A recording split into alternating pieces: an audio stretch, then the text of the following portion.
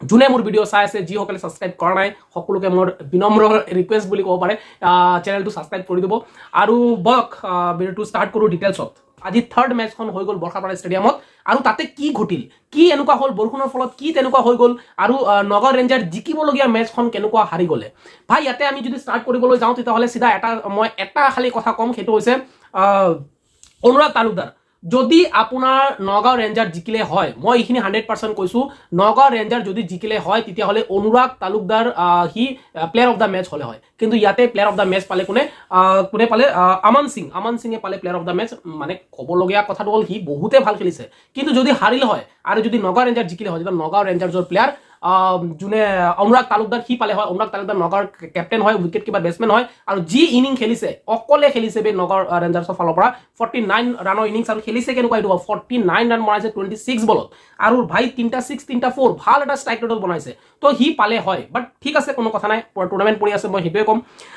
নগাঁও ৰেঞ্জাৰ্ছৰ ভাই দুখ কৰিবলৈ একো নাই, যোনে তাৰ দৰ্শক আছে, যাৰ ফেন আছে, নগাঁও ৰেঞ্জাৰ্ছৰ কোনো মানে টেনশ্যন নাই, পুৰা টুৰ্ণামেণ্ট আছে ইয়াৰ। এইটো ফাৰ্ষ্ট মেচ হ'ল, তো চাওক থাৰ্ড মেচ হয় আৰু থাৰ্ড মেচত বৰাক লেজেণ্ড ভাৰ্চেছ নগাঁও ৰেঞ্জাৰ্ছৰ মাজত যিটো খেল হ'লে তাতে বৰাক লেজেণ্ডে ফাৰ্ষ্ট মেচত বেটিং কৰিলে আৰু সিহঁতে অপেনিং পাৰ্টনাৰশ্বিপ এনেকুৱা তাগৰা দি দিলে বে, এনেকুৱা ডেঞ্জাৰ অপেনিং দিলে মানে পুৰা APLত হোৱা নাই বে। বিশাল সাহা আৰু আমান সিং দুজনে এটা 124 ৰানৰ পাৰ্টনাৰশ্বিপ কৰিলে। সিঙে বনালে, বিশাল সাহা বনালে 65 ৰান আৰু আমান সিঙে বনালে 68 ৰান। 4টা 4 মাৰিলে, 4টা 6 মাৰিলে, 3টা 4 মাৰিলে।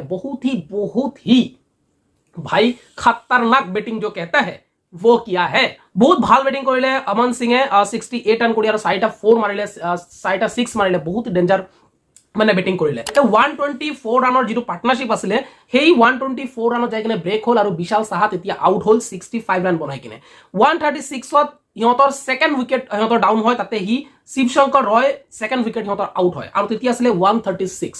এতিয়া চাওক গাইজ, 124 পাৰ্টনাৰশ্বিপ 136ত ছেকেণ্ড উইকেট ডাউন হয় আৰু তাৰ পিছত আপোনালোকে চাওক 145ত এটা উইকেট হ'ল, 148ত এটা উইকেট, 151ত আৰু এটা উইকেট, 161ত 6 নম্বৰ মানে উইকেট আৰু 161ত 7 নম্বৰ উইকেট আৰু 162ত 8 নম্বৰ উইকেট সিহঁতে ডাউন হ'ল। তাৰ মানে আপুনি যদি ক'ব লগা হয়, আপুনি ভাবক 124ৰ পৰা 168লৈ 8টা উইকেট সিহঁতে মানে আউট হৈ গৈছে।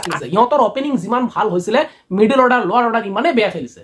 তাৰ মানে বৰাক লেজেণ্ডে যাই থৈ 162 ৰানৰ এটা টাৰ্গেট দিলে নগাঁও ৰেঞ্জাৰ্ছক। সিহঁতে 200+ ৰান, কাৰণ যি হিচাপত সিহঁতৰ অপেনিং আছিলে, যি হিচাপত সিহঁতে ভাল খেলি আছিলে অপেনিং দুটাই, তো সিহঁতৰ বহুত ৰান হৈ যাব লাগিছিলে, কিন্তু সিহঁতে নোৱাৰিলে। এটাৰ পিছত এটা উইকেট যায়ে আছিলে, যাৰ ফলত সিহঁতৰ ৰান 162 ৰান আছিলে। আমিতো চবে ভাবিছিলো ভাই এই খেলখন নগাঁও ৰেঞ্জাৰ্ছ জিকি যাব। আচ্ছা, জিকাৰ আৰু এটা কাৰণ আছিলে, সেই কাৰণটো হ'ল কি, বৰষুণ আহি গ'ল। বৰষুণ অহাৰ পিছত এনেকুৱা এটা ঘটনা হৈ গ'ল য'ত বৰষুণৰ ডাক উইথ লুইছৰ যিটো এটা হয় সিদ্ধান্তত ইমান যাই কিনে ৰান বনাব লগা যিটো টাৰ্গেট আছিলে 143 ৰান আছিলে, মানে 144 টাৰ্গেট আছিলে। তো 144 টাৰ্গেটটো 144 বনাব লাগে 17 অভাৰত, মানে 17 অভাৰত 144 ৰান বনাব লাগে নগাঁও ৰেঞ্জাৰ্ছে। তো আৰু ইজি হৈ গৈছিল নগাঁও ৰেঞ্জাৰ্ছৰ কাৰণে, কিন্তু নগাঁও ৰেঞ্জাৰ্ছে কি কৰিলে, সেই নগাঁও ৰেঞ্জাৰ্ছৰ বলিং যদি ক'ব লগা হয়, সুনীল লাচিতে ভাল বলিং কৰিছে, 3 অভাৰ কৰিছে, 25 ৰান দিছে, 2টা উইকেট লৈছে। আৰু যদি মই ক'ব লগা হয় অক্ষয় ডেকাও ভাল বলিং কৰিছে, 4 অভাৰ কৰিছে, মাত্ৰ 16 ৰান দিছে আৰু 3টা উইকেট লৈছে। তো অক্ষয় ডেকা আৰু সুনীল লাচিত বহুত ভাল বলিং কৰিছে, বহুতে ভাল বলিং কৰিছে নগাঁৱৰ ফালৰ পৰা। ইমান ভাল এটা অপেনিঙৰ পিছত সিহঁতৰ এই বেয়া যিটো আহিল সিহঁতৰ কলাপছ বেটিং, তো সিহঁতৰ যাই থৈ 162 আছিলে, 162 যিটো ডাকৈত লুইছৰ ফলত সিহঁতৰ টাৰ্গেট হৈ গৈ 144 ৰান টাৰ্গেট। আৰু সেই বৰষুণৰ ফলত নগাঁৱৰ কাৰণে আৰু ইজি হৈ গৈছিল খেলটো জিকাৰ কাৰণে।